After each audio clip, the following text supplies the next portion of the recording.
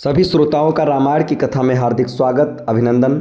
बालकांड में रामायण की कथा में आज आखिरी एपिसोड अयोध्या में आगमन। बढ़ते हैं कहानी की तरफ।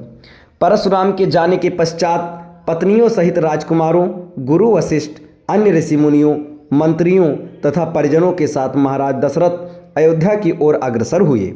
मंत्रियों ने शीघ्र ही 2 शीघ्रगामी दूतों को सभी के वापस आने की सूचना देने के लिए अयोध्या भेज दिया।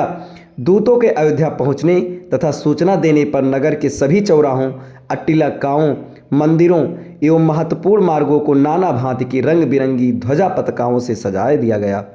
राजमार्ग पर बड़े बड़े सुरम्य द्वार बनाए गए और उन्हें तोरणों से सजाया गया। मार्गों में केवड़े और गुलाब आदि का जल छिड़का गया। सुंदर चित्रों, मांगलिक प्रतीकों, वंदनवारों आदि से हाट बाजारों को भी बड़ी सुरुचि के साथ सजाया गया। एक अभूतपूर्व उल्लास छा गया। सारी अयोध्या में अनेक प्रकार के वाद्य बजने लगे। घर घर में मंगल गान होने लगे। ये ज्ञात होने पर कि बारात लौटकर अयोध्या के निकट पहुंच गई है तथा नगर के मुख्य द्वार पर प्रवेश करने ही वाली है, सुंदर, सुकुमार, रूपवती, लावण्यमयी कुमारियां अनेक रत्न जटित वस्त्राभूषणों से सुसज्जित होकर आगंतुकों का स्वागत करने के लिए आरतियां लेकर पहुंच गईं। महाराज दशरथ और राजकुमारों के स्वर्णिम फूलों से सुसज्जित सोने के हौदे वाले हाथियों पर बैठकर नगर में प्रविष्ट होने पर चारों ओर उनकी जय जयकार होने लगी। ऊंची ऊंची अट्टिलकाओं पर बैठी हुई सुंदर सौभाग्यवती रमणियां उन पर पुष्प वर्षा करने लगीं।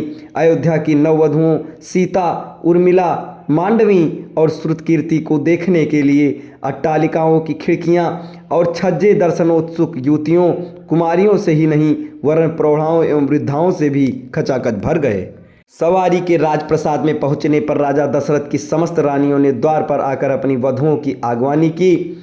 महारानी कौशल्या, महारानी कैकेयी एवं महारानी सुमित्रा ने आगे बढ़कर बारी बारी से चारों वधुओं को अपने हृदय से लगाया और असंख्य हीरे मोती उन पर न्यौछावर करके उपस्थित याचकों में बांट दिए। फिर मंगलाचार के गीत गाती हुई चारों राजकुमारों और उनकी अर्धांगिनियों को राजप्रसाद के अंदर ले आईं।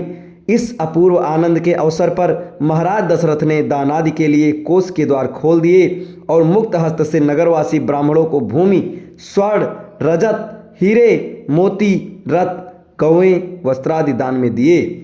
राजकुमारों को राजप्रसाद में रहते हुए कुछ दिन आनंद पूर्वक व्यतीत हो जाने पर महाराज दशरथ ने भरत को बुलाकर कहा, वत्स, तुम्हारे मामा युधाजित को आए हुए पर्याप्त समय हो गया है। तुम्हारे नाना नानी तुम्हें देखने के लिए आकुल हो रहे हैं, अतः तुम कुछ दिनों के लिए अपने ननिहाल चले जाओ। पिता के आदेशानुसार भरत और शत्रुघ्न ने अपनी माताओं तथा राम और लक्ष्मण से विदा लेकर अपने मामा युधाजित के साथ कैकेयी के देश के लिए प्रस्थान किया। राम ने अपने सौम्य स्वभाव, दयालुता और सदाचरण से न केवल अपने प्रसाद के निवासियों का बल्कि समस्त पुर के स्त्री पुरुषों का हृदय जीत लिया। वे सबकी आंखों के तारे थे और अत्यंत लोकप्रिय हो गए थे। परिवार के सदस्य उनकी विनयशीलता, मंत्रीगण उनकी नीति निपुणता, नगरवासी उनके शील सौजन्य और सेवकगण उनकी उदारता का बखान करते नहीं थकते थे।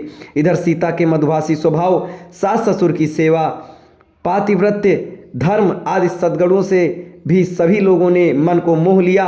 नगर निवासी राम और सीता की युगल जोड़ी को देखकर अत्यंत प्रसन्न होते थे। उनके प्रेम और सद्व्यवहार की चर्चा घर घर में की जाती थी। अब इसके अगले कांड और अगली कथा आपको अगले वीडियो में बताया जाएगा।